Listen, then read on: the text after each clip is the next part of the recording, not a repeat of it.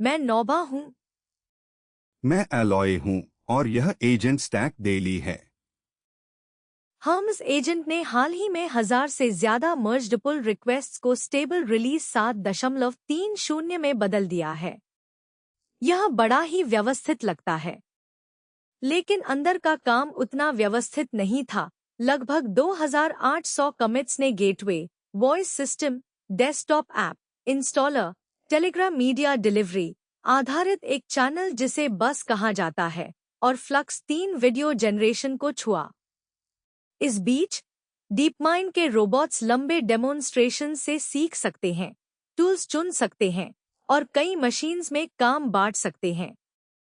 Japan में एक retail voice agent पहले ही 30,000 शॉपर्स को संभाल चुका है।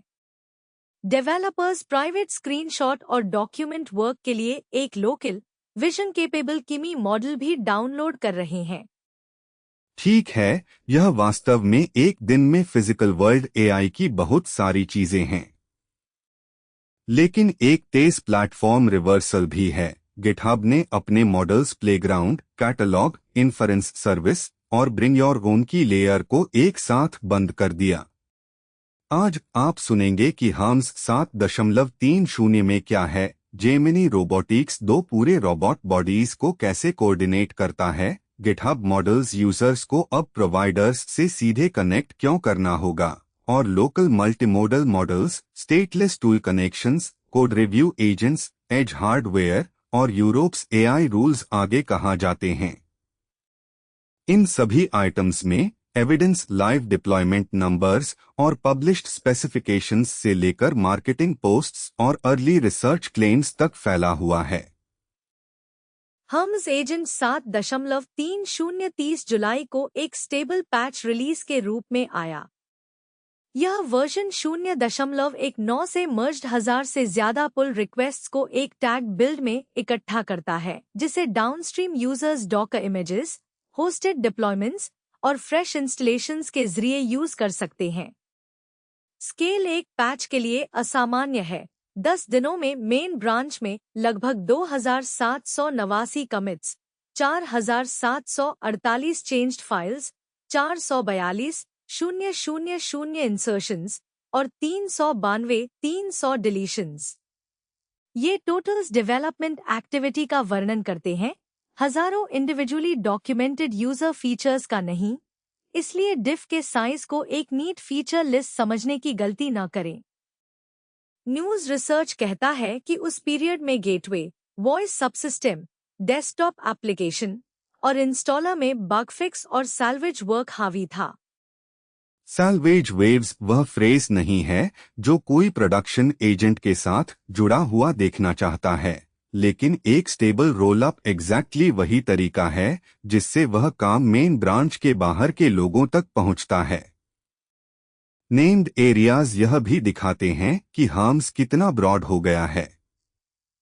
गेटवे बिहेवियर एजेंट में आने वाले और जाने वाले रिक्वेस्ट्स को प्रभावित करती है। Voice regressions real time conversations को हिट करती हैं। डेस्कटॉप और इंस्टॉलर फिक्सेस यह तय करते हैं कि लोग इसे रन कर पाते हैं या नहीं।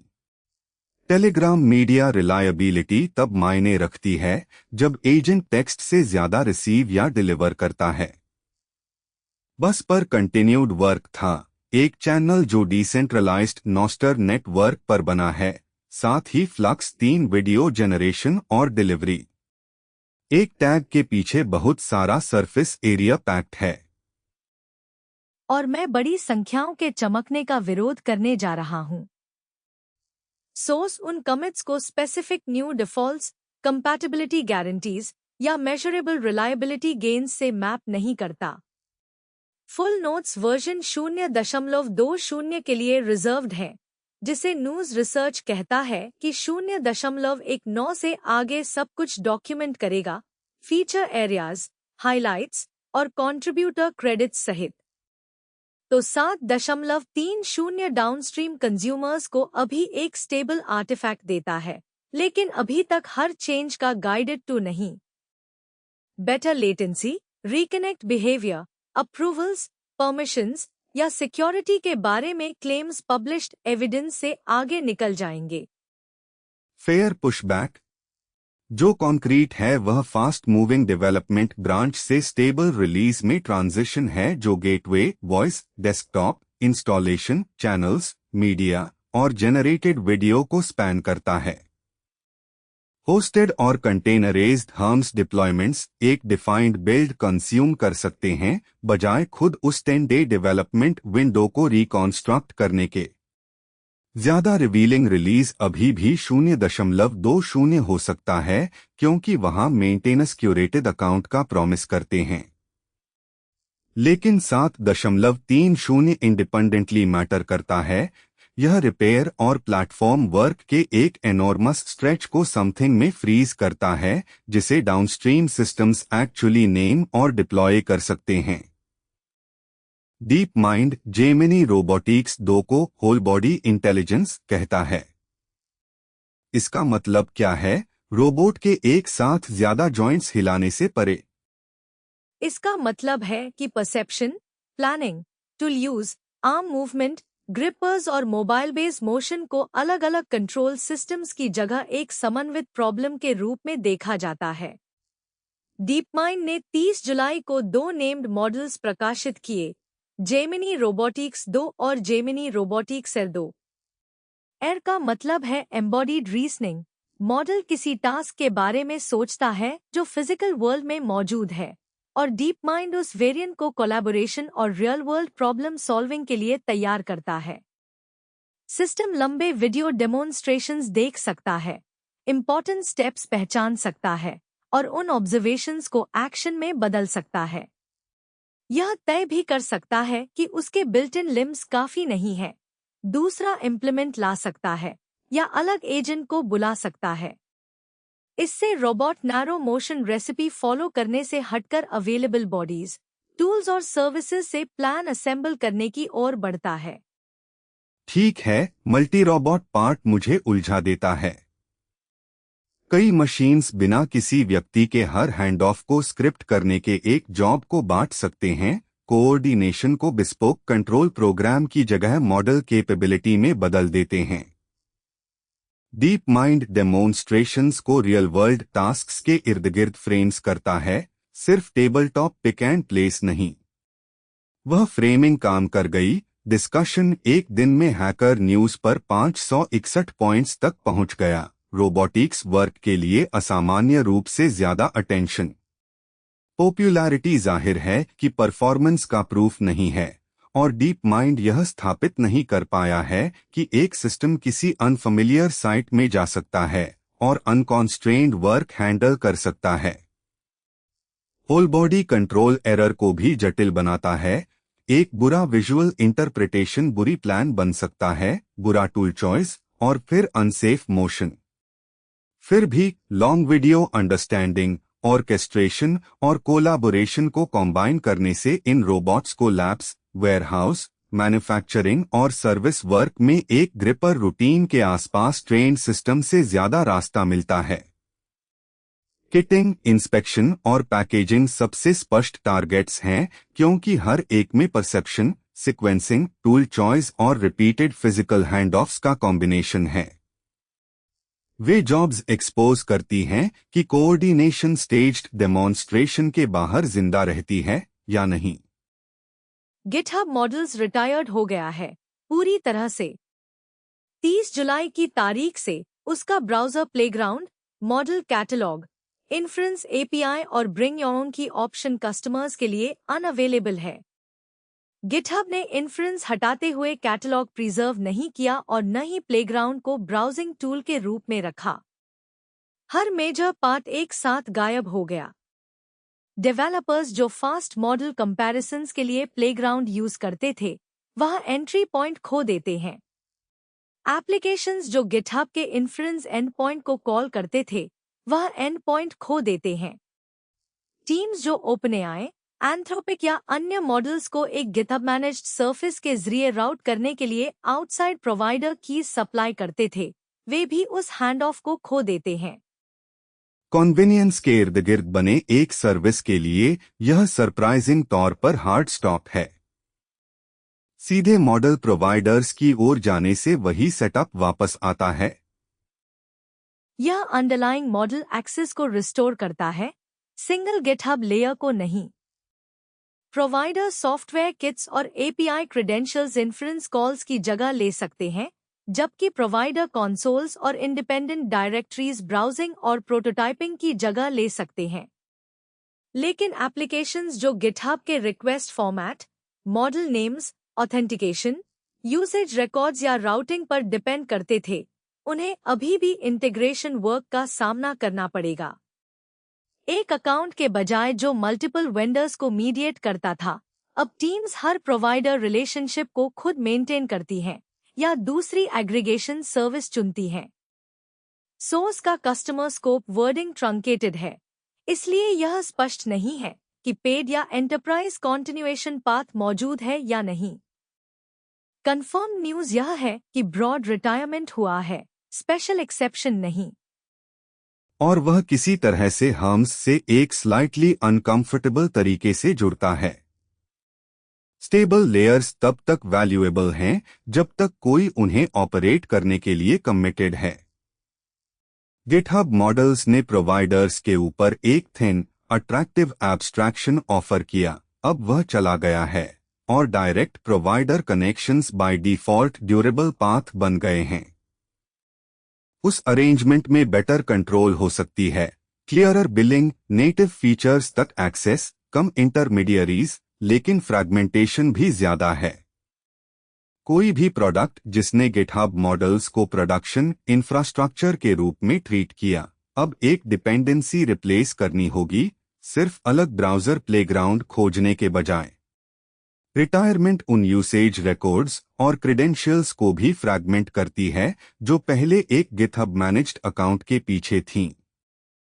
मूनशॉट एआई का किमी के 3 लोकल मॉडल अटेंशन खींच रहा है क्योंकि अनस्लॉट ने 27 जुलाई को क्वांटेज GGUF वेट्स रिलीज किए और पैकेज ने कुछ ही दिनों में 36,000 डाउनलोड्स और 218 लाइक्स पार कर लिए। GGUF एक मॉडल फाइल फॉर्मेट है जिसका उपयोग लोकल रन टाइम्स जैसे llama.cpp, ओलामा और LM स्टूडियो करते हैं। क्वांटाइजेशन मॉडल वेट्स को लोअर न्यूमेरिकल प्रिसिशन के साथ स्टोर करता है, जिससे उन्हें चलाने के लिए जरूरी मेमोरी कम हो जाती है। इन्हें एक साथ रखें और एक large model privately controlled hardware पर क्लाउड सर्विस की जगह ज्यादा प्रैक्टिकल हो जाता है। किमी के 3 इमेजेस और टेक्स्ट दोनों एक साथ एक्सेप्ट करता है, फिर टेक्स्ट प्रोड्यूस करता है, local screenshot analysis, scan document extraction, visual chat और प्राइवेट इमेज असिस्टेड वर्क को ओपन करता है। यह रोमांचक है क्योंकि लोकल फ्रेंडली ओपन मॉडल अक्सर टेक्स्ट फर्स्ट रहे हैं। मूनशॉट का एक quantized multi modal package offline assistant की सोच को बढ़ाता है और डेटा लैपटॉप, वर्कस्टेशन या होम GPU सिस्टम पर रह सकता है बजाय किसी थर्ड पार्टी सर्विस से गुजरने के। लेकिन GGUF का मतलब हर लैपटॉप पर फिट नहीं है। मेमोरी की जरूरतें विशेष क्वांटाइजेशन और रनटाइम पर निर्भर करती हैं। मॉडल में अन्य लाइसेंस भी है बजाय परिचित परमिसिव लेबल के, साथ ही कस्टम कोड और कंप्रेस्ड टेंसर टैग।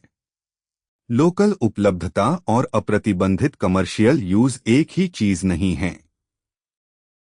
अनस्लॉट पैकेज से परे डिमांड दिखाई दे रही है।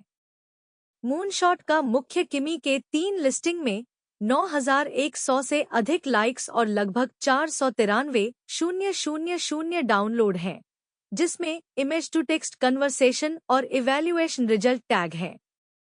वे हब आंकड़े ध्यान और रिट्रीवल को मापते हैं, प्रोडक्शन एडॉप्शन या मॉडल क्वालिटी को नहीं। फिर भी सैकड़ों हजार डाउनलोड कहते हैं कि डेवलपर्स एक पैकेज में विजन, कन्वर्सेशन और लोकल कंट्रोल चाहते हैं।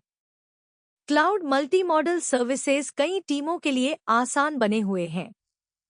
किमी के 3 प्राइवेसी सेंसिटिव यूजर्स और उपयुक्त हार्डवेयर वाले लोगों को एक गंभीर विकल्प देता है, जबकि मॉडल कार्ड सटीक फॉर्मेट्स, हार्डवेयर आवश्यकताओं, बेंचमार्क कंडीशंस और कमर्शियल टर्म्स पर अथॉरिटी बना हुआ है।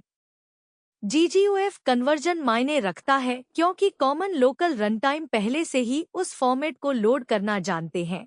किसी मॉडल स्पेसिफिक ट्यूनिंग से पहले पैकेजिंग वर्क को कम करते हैं। धर्माएआई का एक बेहद सीधा सादा कंपैरिजन है। एक आइडल जीपीयू एक ग्राउंडेड एयरक्राफ्ट है। यह तब भी मूल्य ह्रास करता है जब यह उपयोगी काम कर रहा हो या रनवे पर बैठा हो। सही। और 30 जुलाई की हगिंग फेस पोस्ट तर्क देती है कि ऑर्गेनाइजेशन अक्सर खरीदी गई एक्सेलरेटर कैपेसिटी के आसपास बजट बनाते हैं, बजाय वास्तव में उपभोग की गई कंप्यूटेशन के। एक बार कंपनी कुछ जीपीयू से अधिक संचालित होती है, अनुपयोगी घंटे प्रमुख लागत बन सकते हैं, क्योंकि हार्डवेयर, फाइनेंसिंग, पावर एनवेलप और सपोर्ट कमिटमेंट जारी रहता है भले ही जॉब्स न चल रही हों। यह फ्लीट मैनेजमेंट फ्रेमिंग है। यूटिलाइजेशन उतना ही मायने रखता है जितना नॉमिनल कैपेसिटी। दुर्लभ एक्सेलरेटर खरीदना प्रगति जैसा लग सकता है, जबकि कतारें, लंबी रिजर्वेशन, ओवरसाइज्ड एलोकेशन और फ्रेगमेंटेड वर्कलोड महंगी मशीनों को निष्क्रिय छोड़ देते हैं। मैं फ्रेमिंग खरीदता हूं, लेकिन अभी इम्प्लाइड स्केल को नहीं।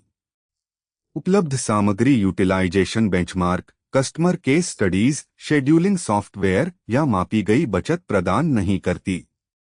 इसलिए डोमिनेंट कॉस्ट धर्माएआई का हेडलाइन क्लेम बना हुआ है, साइटेड पोस्ट में व्यापक रूप से प्रदर्शित रिजल्ट नहीं। यह प्रोडक्ट लॉन्च नहीं है और यह नहीं दिखाता कि धर्माएआई ने शेड्यूलिंग या कैपेसिटी रिक्लेम हल कर लिया है। फिर भी एविएशन एनालॉजी एक असली अकाउंटिंग ट्रैप को उजागर करती है। इंस्टॉल्ड हार्डवेयर अपने आप प्रोडक्टिव हार्डवेयर नहीं होता। अगला उपयोगी एविडेंस तर्क के पीछे नंबर लगाएगा। बिफोर एंड आफ्टर यूटिलाइजेशन, कम आइडल घंटे, ज्यादा जॉब थ्रूपुट या टाले गए परचेस। तब तक पोस्ट का योगदान कॉन्सेप्चुअल लेकिन शार्प है।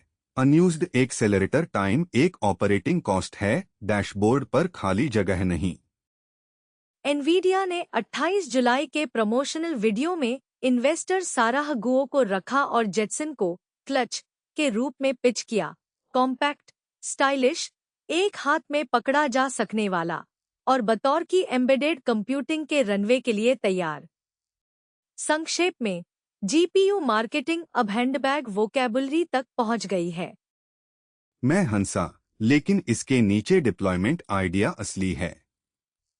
जेटसन एज पर एआई चलाता है, मतलब रोबोट, कैमरा, ड्रोन या हैंडहेल्ड डिवाइस पर हर इनपुट को रिमोट सर्विस पर भेजने के बजाय लोकल इन्फरेंस नेटवर्क डिपेंडेंस को कम कर सकता है, उस डेटा की सुरक्षा कर सकता है जिसे डिवाइस छोड़ने की जरूरत नहीं है, और मशीन को रेस्पॉन्सिव रख सकता है जब कनेक्टिविटी धीमी या अनुपलब्ध हो। गो फोकस्ड वेंचर फर्म कन्विक्शन चलाती हैं और नो प्रायोर्स की सहहोस्ट हैं। इसलिए एनवीडिया एक चिप इंजीनियर के बजाय इन्वेस्ट ऑपरेटर का उपयोग कर रहा है, ताकि फाउंडर्स को बताया जा सके कि एज डिप्लॉयमेंट एक विश्वसनीय कंपनी बिल्डिंग सरफेस है। बस मैसेंजर को टेक्निकल रिलीज समझने की गलती न करें। पोस्ट कोई नया Jetson product, software kit, price, benchmark या चेंजलॉग अनाउंस नहीं करती। यह स्थापित नहीं करती कि कोई विशेष मॉडल फिट है, लेटेंसी थ्रेशोल्ड पूरा करता है या क्लाउड सर्विस के खिलाफ आर्थिक रूप से जीतता है। यह एनवीडिया है जो गुओस एंडोर्समेंट के माध्यम से अपने मौजूदा एज प्लेटफॉर्म की मार्केटिंग कर रहा है। यह प्रतिबिंबित कर सकता है कि वेंचर अटेंशन कहां जा रही है, लेकिन यह कोई ताजा परफॉर्मेंस एविडेंस सप्लाई नहीं करता। और फिर भी यह दो पिछली आइटम से लगभग पूरी तरह मेल खाता है। किमी के 3 दिखाता है कि डेवलपर्स को स्थानीय नियंत्रण में अधिक सक्षम मॉडल चाहिए। फ्लीट तर्क चेतावनी देता है कि केंद्रीकृत एक्सेलरेटर आलसी और महंगे हो सकते हैं। एज बॉक्स उपयुक्त वर्कलोड को उस जगह ले जाते हैं जहां डेटा जनरेट होता है, हालांकि वे पावर, मेमोरी, अपडेट और डिवाइस मैनेजमेंट के अपने सीमाएं बनाते हैं। एनवीडिया का फैशन फ्रेमिंग बकवास है। रोबोट और डिवाइस में बढ़ती रुचि जो बिना स्थायी क्लाउड राउंड ट्रिप के समझ और कार्य कर सकते हैं, वह बकवास नहीं है। ओपनएआई ने 31 जुलाई को advancing responsible AI across Europe प्रकाशित किया। क्या इसमें कोई नई यूरोपीय प्रतिबद्धता है या यह ज्यादातर ईयू एआई एक्ट के आसपास पोजिशनिंग है? ज्यादातर मौजूदा प्रैक्टिस के आसपास पोजिशनिंग है। ओपनएआई अपने काम को सुरक्षा, पारदर्शिता और प्रोवेनेंस में बांटता है, फिर कहता है कि ये प्रोग्राम ईयू एआई एक्ट के आवश्यकताओं के चरणबद्ध तरीके से लागू होने के साथ जारी रहेंगे। प्रोवेनेंस का मतलब है जानकारी जो पहचानने में मदद करती है कि सामग्री कहाँ से आई या एआई ने उसे जनरेट या बदला। ओपनएआई कंटेंट लेबलिंग, डिस्क्लोजर और सुरक्षा कार्य को अनुपालन की नींव के रूप में प्रस्तुत करता है, न कि केवल यूरोप के लिए मॉडल सर्टिफिकेशन या एनफोर्समेंट सिस्टम की घोषणा के रूप में। यह एक महत्वपूर्ण अंतर है। कॉर्पोरेट प्लेबुक दिशा का संकेत दे सकता है, बिना किसी एप्लीकेशन को रातों रात बदले। ईयू एआई एक्ट विभिन्न समय पर विभिन्न दायित्व सक्रिय करता है, उच्च जोखिम प्रणालियों के लिए अधिक मांग वाली आवश्यकताओं के साथ। ओपनएआई यूरोपीय ग्राहकों को बता रहा है कि प्रलेखन, जनरेट कंटेंट पहचान और सुरक्षा रिपोर्टिंग उसकी प्रतिक्रिया का हिस्सा बनी रहेंगी। वह यह नहीं कह रहा कि कार्यान्वयन कार्य पूरा हो गया है। जब वे नियम लागू होंगे तो मॉडल प्रलेखन और कंटेंट उत्पत्ति जानकारी कानूनी परिशिष्टों जैसी दिखना बंद कर देंगी और उत्पाद सतहों की तरह व्यवहार करना शुरू कर देंगी। बिल्कुल, और कठिन साक्ष्य विशिष्ट आर्टिफैक्ट्स में आएंगे, मॉडल दस्तावेज, सुरक्षा डिस्क्लोजर, प्रोवेनेंस मेटाडेटा, और यह स्पष्टीकरण कि कौन से दायित्व किस डिप्लॉयमेंट पर लागू होते हैं। ओपनएआई की पोस्ट निरंतर अलाइनमेंट कार्य का समर्थन करती है। यह मानने का समर्थन नहीं करती कि हर यूरोपीय अनुपालन प्रश्न पहले से हल हो गया है। अंतर मायने रखता है क्योंकि सिद्धांतों का एक व्यापक बयान कई भविष्य के कार्यों को कवर कर सकता है, जबकि ग्राहकों को मॉडल और उपयोग मामले से जुड़ी ठोस जानकारी की जरूरत है जो वे वास्तव में डिप्लॉय करते हैं। यूरोपीय उपयोगकर्ताओं की सेवा करने वाली टीमों के लिए प्रोवेनेंस और डिस्क्लोजर मॉडल गुणवत्ता के साथ साथ कार्यान्वयन चिंताएं बन जाते हैं।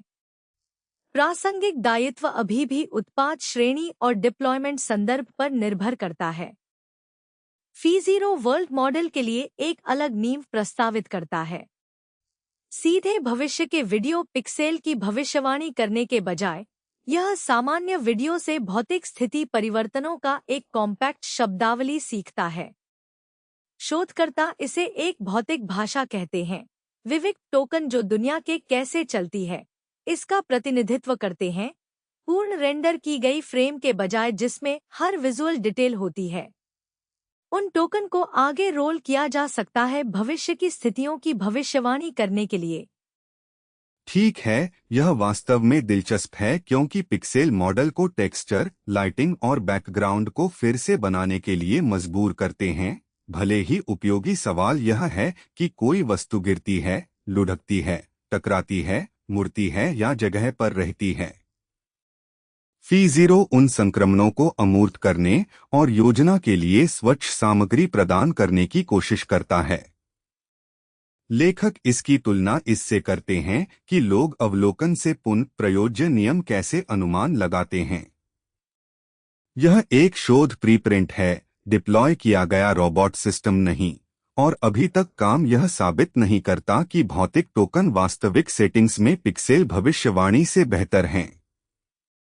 लेकिन यह वर्ल्ड मॉडल की ओर एक संभावित रास्ता प्रदान करता है जो केवल अगली फ्रेम कैसी दिख सकती है इसके बजाय परिवर्तन के बारे में तर्क करते हैं। फ्रंटिस में एक अद्भुत रूप से पुनरावर्ती प्रश्न पूछता है, क्या कोई एआई उस इंजीनियरिंग प्रक्रिया को बेहतर बना सकता है जिसका उपयोग एआई बनाने के लिए किया जाता है? 35 बिलियन पैरामीटर मॉडल को पोस्ट ट्रेंड किया गया है, जिसे शोधकर्ता मशीन लर्निंग इंजीनियरिंग के लिए एक मेटा एवोल्यूशन एजेंट कहते हैं। उनकी ओपन सिस्टम OpenMLE प्रस्तावित इंजीनियरिंग परिवर्तनों को फीडबैक के साथ निष्पादन योग्य कार्यों में बदल देती है। एक लेयर सत्यापन योग्य वातावरण चलाती है, दूसरी मॉडल को एडिट्स और सर्च को कैसे स्टीयर करना है सिखाती है, और तीसरी लंबे सर्च का समर्थन करती है जिसमें सुधार जुड़ सकते हैं। मुख्य बात स्वायत्त आत्म सुधार की उपलब्धि नहीं है। यह है कि टीम ने एक खुला, मापनीय वातावरण प्रकाशित किया है जहां एक मॉडल परिवर्तन प्रस्तावित करता है और देखता है कि कौन से काम करते हैं। अन्य शोधकर्ता कार्य वातावरण, लर्निंग लूप और सर्च सिस्टम का निरीक्षण या विस्तार कर सकते हैं, बंद प्रदर्शन पर भरोसा करने के बजाय। पेपर हगिंग फेस की दैनिक शोध फीड पर ट्रेंड कर रहा है, लेकिन उस वातावरण के भीतर दोहरावदार लाभ यह निर्धारित करेंगे कि यह कितना महत्वपूर्ण बनता है। पुनरावर्ती सुधार ने एक अवलोकन योग्य कार्यस्थल प्राप्त कर लिया है, जादू नहीं। डबलवर्ड ने डेल्टानेट के लीनियर ध्यान वेरिएंट्स के परिवार की एक वॉकथ्रू प्रकाशित की है, और इसका विवादित दावा यह है कि किमी डेल्टा अटेंशन एक प्राकृतिक अगली शाखा दिखती है जब आप पूर्ववर्ती कार्य को समझ लेते हैं। लीनियर ध्यान उन तकनीकों को संदर्भित करता है जो लंबे अनुक्रमों को प्रोसेस करने के लिए डिजाइन की गई हैं, जिसमें वृद्धि अनुक्रम की लंबाई के करीब हो। मानक ध्यान द्वारा उपयोग की जाने वाली अधिक महंगी पेयरवाइज तुलनाओं के बजाय कार्यान्वयन भिन्न है, लेकिन वह दक्षता लक्ष्य परिवार को एकजुट करता है। यह उपयोगी है क्योंकि मॉडल घोषणाएं अक्सर एक नए ध्यान नाम को इस तरह पेश करती हैं जैसे वह किसी अन्य ग्रह से आया हो। डबल वर्ड पूर्ववर्तियों को इस तरह संरेखित करता है कि प्रत्येक संशोधन एक उत्तर के रूप में समझ में आता है कि पूर्व डिजाइन क्या वह और क्या नहीं रख सकता था। पोस्ट एक मॉडल पेश नहीं कर रही है या बेंचमार्क जीत की रिपोर्ट नहीं कर रही है। यह मौजूदा विचारों को एक वंशावली में व्यवस्थित कर रही है जो किमी के डिजाइन को समझना आसान बनाती है। 28 जुलाई की पोस्ट हैकर न्यूज पर 297वें अंक पर पहुंची और लॉबस्टर्स पर भी चर्चा हुई, जो वास्तविक मांग दिखाता है ऐसी व्याख्याओं के लिए जो पेपर्स को जोड़ती हैं, इसके बजाय प्रत्येक को एक अलग आविष्कार मानने के बजाय। मुझे अभी भी पोस्ट के आप इसे खोज सकते थे फ्लोरिश पर भरोसा नहीं है। एक स्पष्ट रिट्रोस्पेक्टिव कठिन काम के बाद आविष्कार को अपरिहार्य बना सकता है, लेकिन पारिवारिक वृक्ष को ट्रेस करने से महत्वपूर्ण परिवर्तनों को ब्रांडिंग से अलग करने में मदद मिलती है। किमी के 3 के स्थानीय हित के साथ इसके अंदर का आर्किटेक्चर अचानक कम शैक्षणिक है। पाठक देख सकते हैं कि प्रत्येक शाखा कौन सी सीमा को संबोधित करती है, यह क्या जानकारी आगे ले जाती है, और यह क्या ट्रेड पेश करता है, बिना यह छिपाए कि एक अच्छा एक्सप्लेनर स्वतंत्र रूप से मूल शोध अंतर्दृष्टि को पुनः उत्पन्न करता है। गिटहब ने 29 जुलाई को कोपायलट कोड रिव्यू में एजेंट स्किल्स और मॉडल कॉन्टेक्स्ट प्रोटोकॉल सपोर्ट को सामान्य उपलब्धता में ले जाया। मॉडल कॉन्टेक्स्ट प्रोटोकॉल या MCP एक खुला मानक है जो AI सिस्टम को बाहरी टूल्स और डेटा से कनेक्ट होने देता है। यह क्षमताएं अब कोपायलट प्रो प्लस, बिजनेस और एंटरप्राइज उपयोगकर्ताओं के लिए सार्वजनिक प्रीव्यू के बाद उपलब्ध हैं। यह एक वास्तविक स्थिति परिवर्तन है, लेकिन घोषणा आश्चर्यजनक रूप से पतली है। सामान्य उपलब्धता कहती है कि गिटहब इन फीचर्स को प्रीव्यू प्रयोग के बजाय समर्थित उपयोग के लिए तैयार मानती है। यह सटीक रूप से परिभाषित नहीं करती कि एक एजेंट स्किल में क्या होता है, बंडल स्किल्स की सूची नहीं देती, विशिष्ट MCP इंटीग्रेशन की पहचान नहीं करती, या प्रीव्यू से व्यवहारिक परिवर्तनों का वर्णन नहीं करती। निःशुल्क कोपायलट उपयोगकर्ता नामित स्तरों में शामिल नहीं हैं। तो ठोस कदम उपलब्धता और समर्थन स्थिति है, प्रीव्यू से नहीं। कोड रिव्यू को स्किल्स और MCP से जोड़ने से रिव्यूअर स्पेशलाइज्ड इंस्ट्रक्शंस या बाहरी कॉन्टेक्स्ट का उपयोग कर सकता है, लेकिन चेंजलॉग अकेले यह नहीं बताता कि यह किन सिस्टम्स तक पहुंच सकता है या वह कॉन्टेक्स्ट रिव्यू को कैसे बदलता है। ज्यादा डिटेल्ड गिटहब डॉक्यूमेंटेशन में वे जवाब हैं। जो शिप हुआ वह एक जनरल अवेलेबिलिटी लेबल के तहत 2 एक्सटेंसिबिलिटी सरफेसेस के लिए पेड टायर एक्सेस है। यह उन संगठनों के लिए मायने रखता है जो प्रोडक्शन में प्रीव्यू फीचर्स से बचते हैं। भले ही गिटहब ने यहाँ इम्प्रूव्ड रिव्यू एक्यूरेसी, बेहतर रिपोजिटरी अंडरस्टैंडिंग या किसी पर्टिकुलर इंटीग्रेशन का दावा करने के लिए काफी डिटेल्स नहीं दी हैं। यह शायद सबसे कम ग्लैमरस बदलाव है जिसका सबसे व्यापक प्रभाव है। एमसीपी का 28 जुलाई का स्पेसिफिकेशन उसका ट्रांसपोर्ट स्टेटलेस बनाता है। यह उन सर्विसेज के लिए क्या बदलता है जो इन सभी एजेंट टूल्स के पीछे हैं?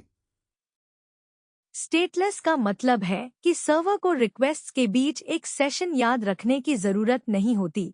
हर रिक्वेस्ट अपने आप को हैंडल करने के लिए जो चाहिए वह लेकर आती है। यह स्केलिंग को आसान बनाता है क्योंकि कोई भी उपयुक्त सर्वर इंस्टेंस अगला रिक्वेस्ट प्राप्त कर सकता है और यह किसी एक रिमेम्बर्ड कनेक्शन के परफेक्ट तरीके से बने रहने पर निर्भरता को कम करता है।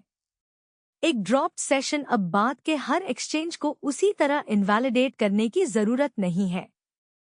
30 जुलाई की पब्लिकेशन एक फॉर्मल डेप्रिकेशन पॉलिसी भी पेश करती है ताकि प्रोटोकॉल फीचर्स रिमूवल से पहले नोटिस और डॉक्यूमेंटेड ट्रांजिशन पीरियड प्राप्त करें। यह एक मैच्योरिटी मार्कर है। एक बार जब code review agents, personal assistants और कोडबेस मेमोरी सर्विसेज एक ही प्रोटोकॉल बोलने लगते हैं, surprise removals ecosystem wide breakage बन जाते हैं। एक डेप्रिकेशन प्रॉमिस क्लाइंट और सर्वर ऑथर्स को एक साथ मूव करने का समय देती है। इसका मतलब यह नहीं कि पुरानी फीचर्स हमेशा रहेंगी, लेकिन इसका मतलब यह है कि मेंटेनेंस उन्हें बिना वार्निंग के गायब नहीं करेंगे। और टाइमिंग मायने रखती है। गिटहब पेइंग कस्टमर्स से एमसीपी पर कोड रिव्यू में निर्भर रहने के लिए कह रहा है, जबकि प्रोटोकॉल खुद ऑपरेट करना आसान और इवॉल्व करना अधिक प्रेडिक्टेबल हो गया है। स्पेसिफिकेशन अपडेट ने हैकर न्यूज पर 127 पॉइंट्स बनाए। ट्रांसपोर्ट सीमेंटिक्स के लिए एक डिसेंट रिस्पॉन्स नहीं। स्टेटलेसनेस अकेले हर इंटीग्रेशन को रिलायबल नहीं बनाता। टूल्स में अभी भी अपनी ऑथेंटिकेशन, डेटा या वर्कफ्लो स्टेट हो सकती है। Transport simply stops requiring the server to preserve a protocol session between requests. यह कनेक्शन कॉम्प्लेक्सिटी का एक सोर्स हटा देता है और चेंज के लिए एक क्लियरर कॉन्ट्रैक्ट स्थापित करता है। जैसे जैसे एमसीपी एजेंट्स और रिपोजिटरीज में फैलता है, बोरिंग ऑपरेशनल गारंटीज दूसरे फ्लैशी डेमो से अधिक वैल्यूएबल हो जाते हैं। यह कॉन्ट्रैक्ट विशेष रूप से मल्टीपल इंस्टेंसेस में स्केल सर्विसेज के लिए महत्वपूर्ण है, क्योंकि कोई एक प्रोसेस अगले रिक्वेस्ट के लिए प्रोटोकॉल सेशन रिटेन नहीं करना चाहिए। अवतारी ने यामाडा डनकी, एक जापानी इलेक्ट्रॉनिक्स रिटेलर, पर ओपनएआई के जीपीटी रियल टाइम का उपयोग करके एक round the clock multilingual shopping assistant तैनात किया है। अपने पहले 2 हफ्तों में 30,000 लोगों ने एजेंट का उपयोग किया और सर्वे रिस्पॉन्सेज का 92% पॉजिटिव था। वे आंकड़े डिप्लॉयमेंट अकाउंट से आए हैं, लेकिन रिटेल वॉइस एजेंट लॉन्च के लिए वे असामान्य रूप से कॉन्क्रीट हैं। कस्टमर्स अपनी भाषा में उत्पाद क्वेश्चंस पूछ सकते हैं और वास्तविक समय में स्पोकन रिस्पॉन्सेज प्राप्त कर सकते हैं।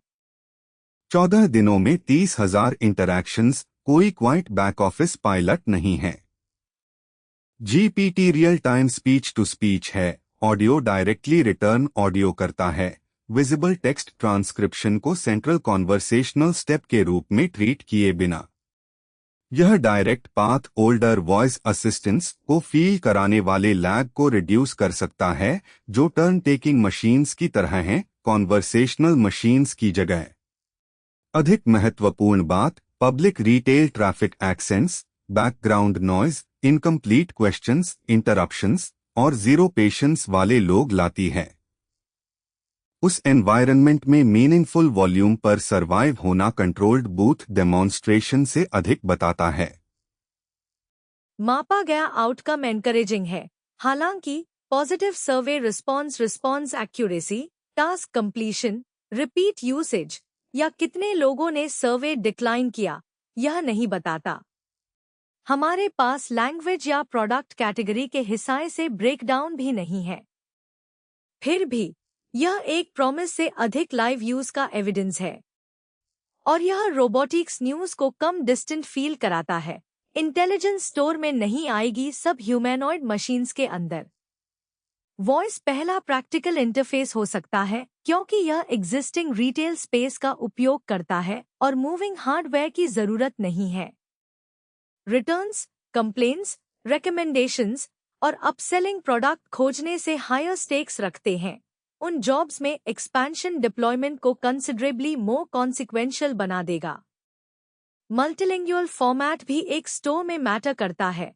एक वॉइस सर्फिस उन शॉपर्स का जवाब दे सकता है जिन्हें अदरवाइज अलग लैंग्वेज सपोर्ट पाथ्स चाहिए।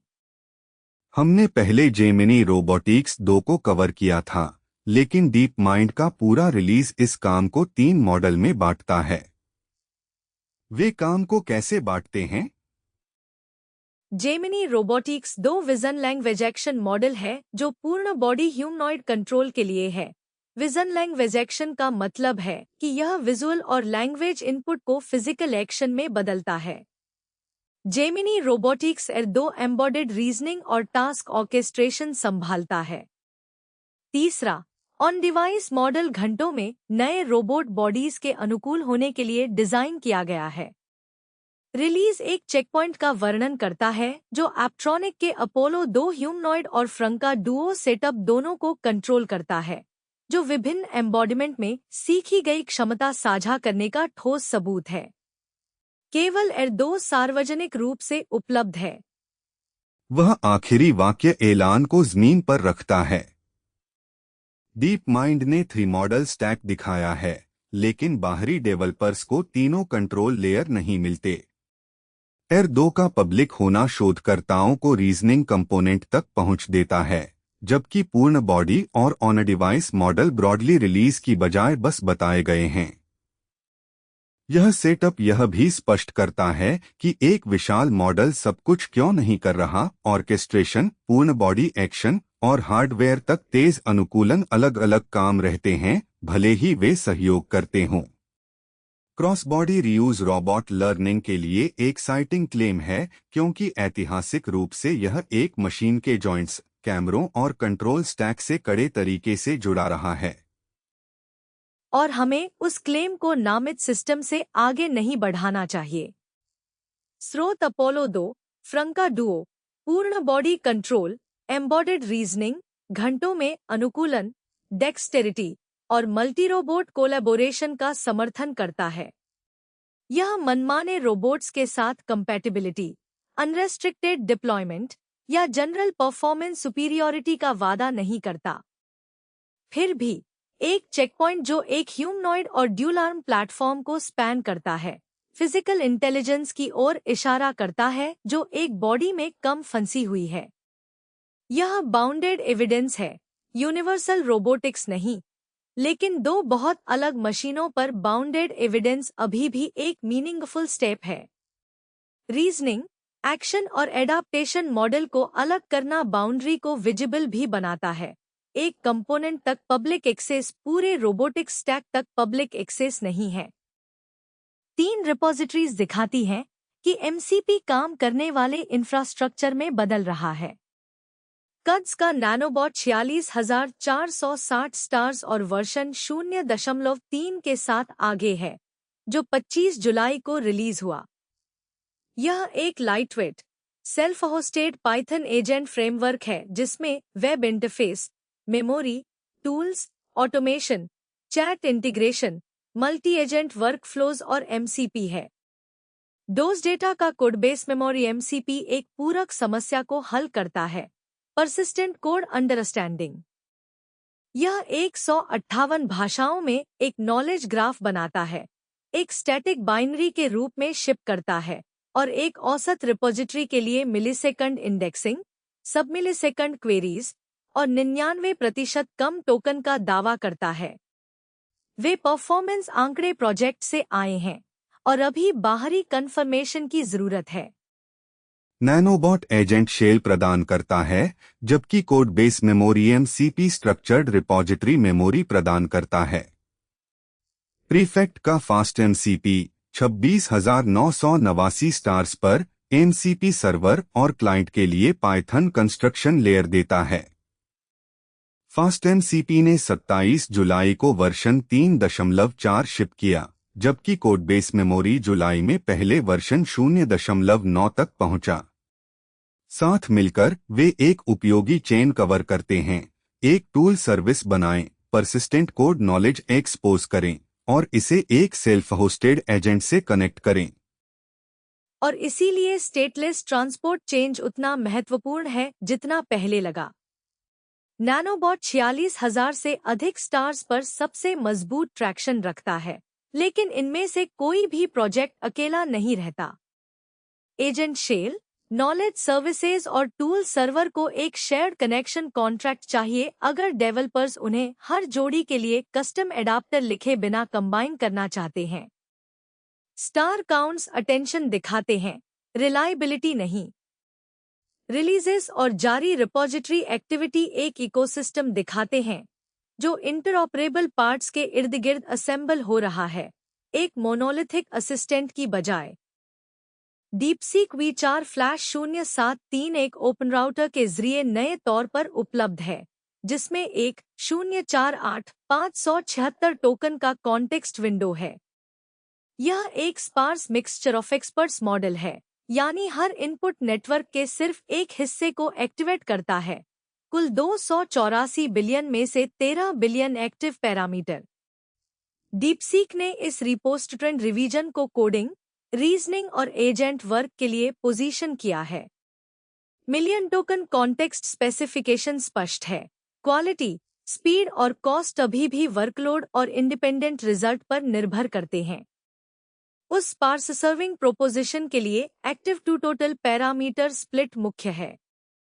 मूनशॉट का किमी के 3 लोकल स्पॉटलाइट और साथ ही हेडलाइन मॉडल है। इसका हगिंग फेस लिस्टिंग एक ऐसे मॉडल की पहचान करता है जो इमेज और टेक्स्ट स्वीकार करता है और टेक्स्ट रिटर्न करता है, जिसमें ट्रांसफॉर्मर्स और कंप्रेस्ड टेंसर सपोर्ट है।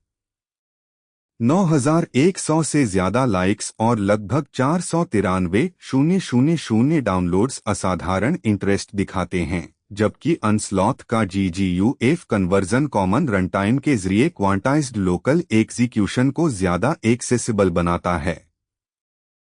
आकर्षण प्राइवेट मल्टी मॉडल वर्क में है। इमेज, स्क्रीनशॉट, स्कैन और टेक्स्ट कंट्रोल्ड हार्डवेयर पर रह सकते हैं, लेकिन लिस्टिंग के कस्टम कोड टैग और अदर लाइसेंस को डाउनलोड काउंट के साथ बराबर जगह मिलनी चाहिए। हार्डवेयर जरूरतें, usable context, exact wait format, benchmark conditions और कमर्शियल परमिशंस मॉडल कार्ड से आती हैं, पॉपुलैरिटी से नहीं। किमी के 3 एक बड़ा लोकल रिलीज है। यह वादा नहीं कि हर कंज्यूमर मशीन इसे आराम से चला सकती है। इससे डिप्लॉयमेंट हार्डवेयर और लाइसेंसिंग का निर्णय बन जाता है, पॉपुलैरिटी कॉन्टेस्ट नहीं। विजुअल स्टूडियो में गिटहब कोपायलट। जुलाई अपडेट में कोपायलट सॉफ्टवेयर डेवलपमेंट किट पर बना एक नया एजेंट जुड़ा है, जिसमें .NET और एज़्योर एक्सपर्टीज और ज्यादा कस्टमाइजेशन है। EU ने यूरोप की कंप्यूटिंग क्षमता बढ़ाने और 30 बिलियन यूरो से ज्यादा निवेश अनलॉक करने के लिए AI गिगाफैक्ट्रीज कॉल लॉन्च किया है। एक एडिटर के अंदर स्पेशलाइज्ड हेल्प है, दूसरा यूरोपीय AI के नीचे इंफ्रास्ट्रक्चर का विस्तार करता है। यूनिव ओपनएआई के तीसरे आइटम में रेडी वर्कफोर्स बनाता है। इंश्योरेंस कंपनी ने ChatGPT enterprise, leadership support, responsible governance और एम्प्लॉय लेड एक्सपेरिमेंटेशन को जोड़ा। यह वेनरॉथर्ड केस स्टडी है, व्यापक प्रोडक्टिविटी जेन का इंडिपेंडेंट प्रूफ नहीं। साथ मिलकर तीनों item specialised software, physical compute और ऑर्गेनाइजेशन एडॉप्शन को जोड़ते हैं बिना यह झूठ बोले कि वे एक ही तरह के सबूत हैं। Primary source details, model card, project repository और यहाँ कवर किया गया रिसर्च के लिए tobyonfitnesstech.com पर शो नोट्स देखें। वे लिंक एक जगह इकट्ठी हैं ताकि आप हर दावे के पीछे का सबूत देख सकें और प्रोजेक्ट्स को सीधे फॉलो कर सकें। एजेंट स्टैक डेली सुनने के लिए धन्यवाद। हम जल्दी वापस आएंगे।